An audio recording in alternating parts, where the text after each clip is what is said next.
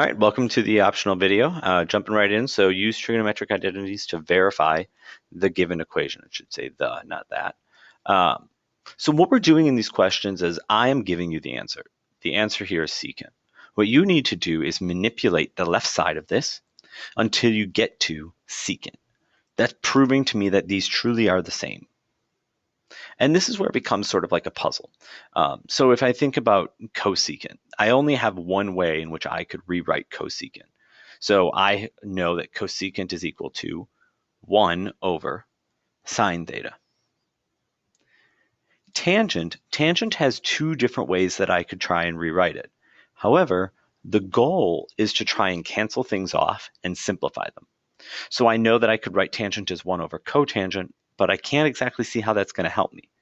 If I look at tangent as sine over cosine, so using the quotient property, the sines now can cancel. So I'm left with 1 over cosine theta. And 1 over cosine theta is equal to secant theta. So there, I have verified this. I should say sort of at the end, secant theta is equal to secant theta, which is good. It's correct.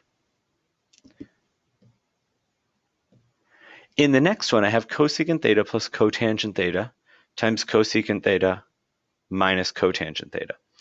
So when I look at these, if I saw some squareds here, I would be thinking about using one of those Pythagorean identities. I don't see that right now, so I'm not going to be able to use that.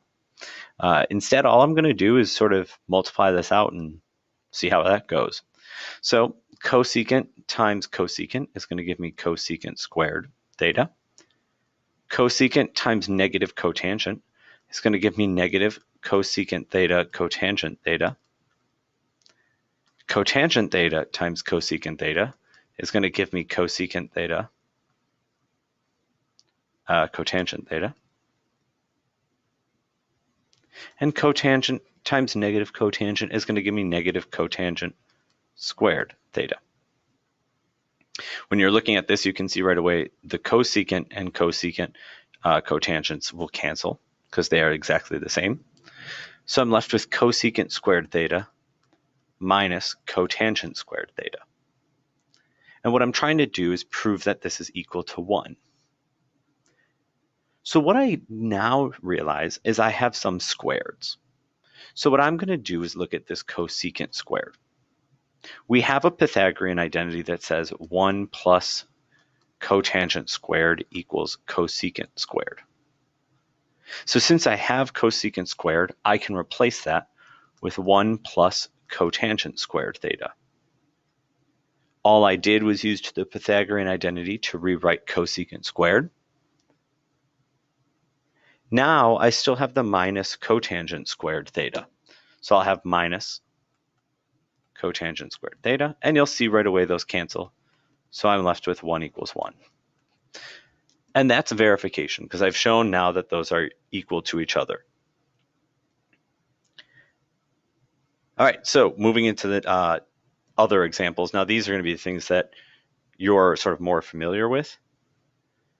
Just going back to honors geo. So in the triangle given below, solve for the variable.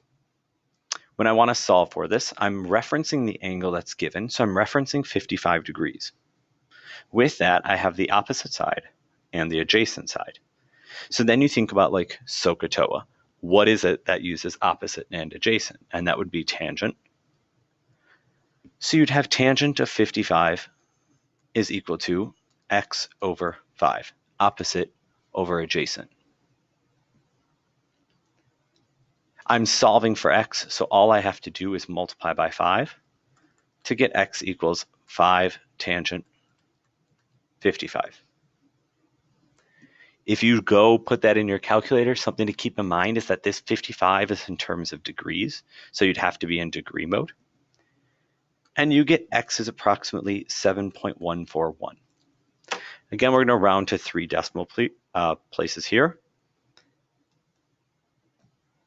And that's it. So trying again. In the triangle given below, solve for the variable. If you want to pause this video, try it out yourself and just make sure that you get the right answer. I'm referencing 38 degrees, which makes this the opposite and this the hypotenuse. Opposite and hypotenuse is sine, so I'll have sine of 38 equals 11 over y. In this case, I can't just multiply by 11 on both sides. What I need to do is multiply by the y on both sides. So I'm left with y sine 38 equals 11, and then divide by sine 38. So I'm left with y equals 11 over sine 38 degrees. And when I put that into my calculator, that's going to give me approximately 17.867.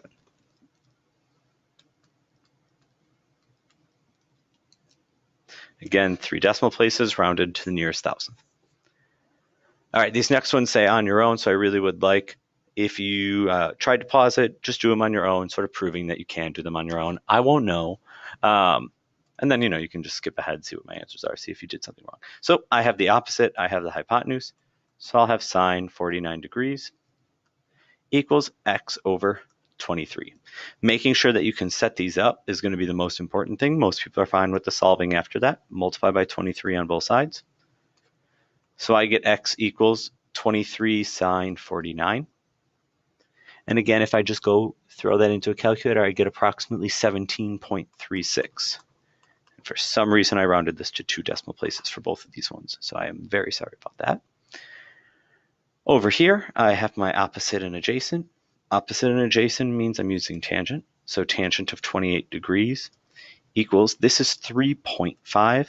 I know it looks deceptively like 35, but there is a decimal place there, over y. You don't need to show me all of that solving. You can just go and say, okay, y is equal to 3.5 over tangent 28, and that's only, I'd only recommend jumping to that if you can sort of solve that on your own. You get approximately 6.58. All right, so I expect this right triangle trig stuff should be relatively easy. You might have some word problems that require a little bit more thinking, but it's very much just like what you did in Honors Geo. First half of chapter 4, pretty good. Just be careful about that first slide. That's where, when we get to chapter 5, things like this get a little bit messier. All right, get started on some of that homework. Jot down if you have any questions.